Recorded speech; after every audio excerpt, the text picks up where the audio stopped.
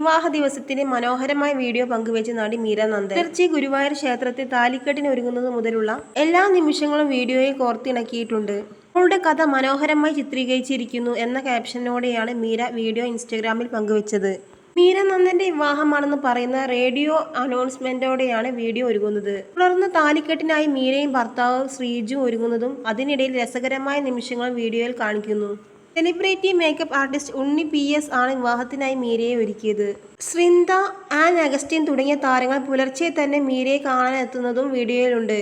കൃത്യം 4:45 അവിടെ എത്തണമെന്നും ശ്രീജുവിനെ വേഗത്തിൽ ഒരുക്കാൻ ഉണ്ണിയോട് മീര പറയുന്നതും വീഡിയോയിൽ കാണാം. പണ്ട് ഗുരുവായൂർ മണ്ഡപത്തിലെ വിവാഹം കാണുമ്പോൾ തന്റെ വിവാഹം അവിടെ തന്നെ വേണമെന്ന് മീര പറയുന്നുണ്ടായിരുന്നു എന്നും ഇപ്പോൾ അതുപോലെ സംഭവിച്ചു എന്നും മീരയുടെ അമ്മ പറയുന്നു. മകൾ വിവാഹിതയായി പോകുമ്പോൾ സമാധാനവും അല്പം സങ്കടവും ഉള്ളിലുണ്ടെന്നും അവർ കൂട്ടിച്ചേർക്കുന്നു. അമ്മയെക്കുറിച്ച് മീരയും വീഡിയോയിൽ സംസാരിക്കുന്നുണ്ട്. അമ്മയാണ് എൻ്റെ എല്ലാം. എൻ്റെ എല്ലാ കാര്യത്തിനും അമ്മ കൂടെ ഉണ്ടായിട്ടുണ്ട്. കുറേ വർഷങ്ങളായിട്ടുള്ള അവരുടെ ആഗ്രഹമായിരുന്നു എൻ്റെ വിവാഹം. അത് സാധിച്ചു കൊടുക്കാൻ പറ്റുന്നില്ലല്ലോ എന്ന സങ്കടം എൻ്റെ ഉള്ളിൽ എന്നും ഉണ്ടായിരുന്നു. ഇപ്പോൾ അത് സംഭവിച്ചു, മീര പറയുന്നു. ഗുരുവായൂരിൽ വിവാഹം കഴിക്കണമെന്ന തന്റെ ആഗ്രഹത്തിന് ശ്രീജു ഓക്കെ പറഞ്ഞുവെന്ന് മീര കൂട്ടിച്ചേർക്കുന്നു. മീരയെ ആദ്യമായി കണ്ട നിമിഷത്തെക്കുറിച്ച് ശ്രീജുവും മനസ്സ് തുറക്കുന്നു. മീരയെ കണ്ട നിമിഷത്തിൽ തന്നെ ഇഷ്ടം തോന്നിയെന്നും തന്റെ ഭാര്യയാകാൻ പോകുന്ന പെൺകുട്ടിയാണെന്ന് അപ്പോൾ തന്നെ തോന്നിയിരുന്നു എന്നും ശ്രീജു പറയുന്നു.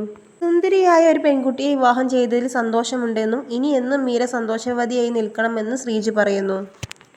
കഴിഞ്ഞ ജൂൺ 29-നായിരുന്നു മീരയുടെ വിവാഹം.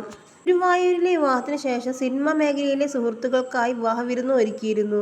മെഹന്തി, ഹൽദി, സംഗീത് ആഘോഷങ്ങളും വിവാഹത്തിന്റെ ഭാഗമായി ഉണ്ടായിരുന്നു. ലണ്ടനിൽ ചാർട്ടേഡ് അക്കൗണ്ടന്റാണ് ശ്രീജു. നീണ്ട 16 വർഷമായി താൻ ലണ്ടനിലാണെന്നും ഇപ്പോൾ തിരിച്ചു വരികയാണെന്നും ശ്രീജു പറയുന്നു.